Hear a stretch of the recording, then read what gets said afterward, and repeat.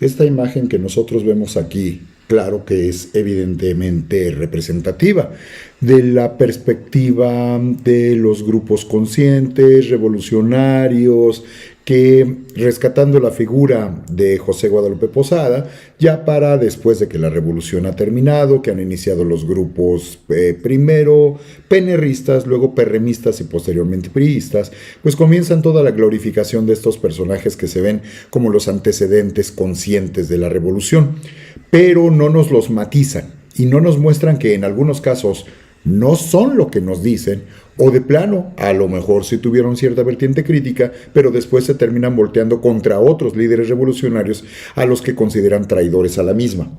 En este caso, este grabado yo me tomo la libertad de explicárselos desde la perspectiva de Rafael Barajas, el caricaturista que conocemos como el Fisgón, y que nos explica en su libro Posada, Mito y Mitote lo siguiente respecto a esta imagen, y lo cito. En 1953, Leopoldo Méndez retrata a Posada en un grabado que ya es clásico. A través de la ventana de su taller, José Guadalupe mira indignado cómo la guardia porfiriana golpea a unos manifestantes proletarios en la calle. En su mesa de trabajo, el artista graba la escena para denunciar el acto represivo, mientras que al fondo, cosa que podemos ver aquí lo señalamos directamente, ven cómo él está observando lo que ocurre acá en la calle, mientras al mismo tiempo está preparando el grabado, y notamos, como nos dice la descripción, que en la parte de atrás hay 3 personas, uno de ellos claramente distinguible, este personaje de aquí, y con un texto que ellos están esperando que termine de prepararse el grabado para que la publicación salga con el texto de Ricardo Flores Magón, que es este personaje, y en este caso ilustrada por el grabado de José Guadalupe Posada.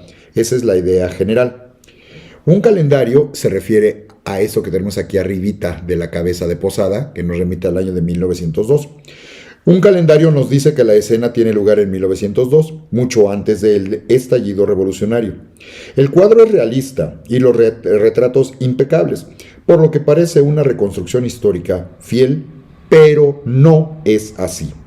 La imagen citada no fue hecha para una publicación dirigida por los Flores Magón en 1902, pues fue publicada en 1892 en la Gaceta Callejera que, por cierto, critica los disturbios y escándalos de los grupos que se oponen a la reelección de Porfirio Díaz. No es una crítica a Porfirio Díaz. Finalmente, a pesar de que se ha repetido una y otra vez que Posada trabajó en El hijo del Aguizote, esta sí, dirigida por los hermanos anarquistas y Juan Saravia a principios del siglo XX, no hay ninguna evidencia de ello. Más que al Posada real, el linóleo retrata la idealización que hace Méndez del artista proletario revolucionario. Fin de cita, ¿no? Los personajes que tenemos acá atrás, reitero, sería claramente Ricardo Flores Magón. Atrás de él, a su vez, Lázaro Gutiérrez de Lara, otro de los teóricos revolucionarios, y el otro individuo, pues, es el empleado, el cajista, ¿no? El que prepara todo el texto para que pueda ser ya impreso directamente en el papel. Entonces, esta imagen nosotros estamos acostumbrados a verla, no la cuestionamos, siempre la aceptamos y nos muestran a este precursor, no este crítico del modelo y del sistema. Pero si hay algo que maneja en su tesis Rafael Barajas Durán, el Fisgón, es que desgraciadamente la figura de José Guadalupe Posada ha sido manipulada por la gente de la posrevolución y pues al momento de que uno revisa este texto, cuando nos damos cuenta de que este ícono de la cultura popular se ha manejado de esta manera, nos cuesta un poquito más de trabajo entender de qué forma se fue integrando al concepto de la revolución, cuando no necesariamente él pertenece a esta línea, ¿no? El Fisgón trató de hacer una revisión sistemática del trabajo de José Guadalupe Posada y pues ha reconstruido su biografía política, y esta investigación, que se ha publicado de forma fragmentaria de diversas maneras a partir del año del 2002, ha resultado bastante polémica, pues demuestra en el caricaturista que ahora apoya a la Cuarta Transformación. Este mismo caricaturista demuestra que algunos de los pilares fundacionales del mito de Posada eran falsos. No trabajó en El hijo del Aguizote, no colaboró con los hermanos Flores Magón, simpatizó con Porfirio Díaz casi toda su vida y realizó feroces campañas contra Madero, Zapata y demás caudillos rebeldes. Lejos de los estereotipos del intelectual precursor de la Revolución Mexicana. Este ensayo hace una relectura integral de la vida y obra de Posada que nos lo revela como un hombre de su tiempo, un periodista modesto, defensor de la clase obrera, un artesano que puso su talento al servicio de un público de escasos recursos, un cronista gráfico de extraordinaria sensibilidad que retrató como nadie al pueblo pobre de México, y un artista que fue a contracorriente del canon artístico de su tiempo.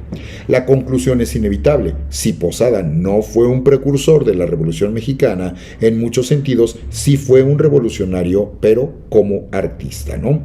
Entonces, esta imagen, debemos de ponerla en la justa dimensión, es hecha a posteriori, el año de 1953, que nos plantea como si fuera el año de 1902, pero que fue publicada en 1892 en un sentido completamente diferente.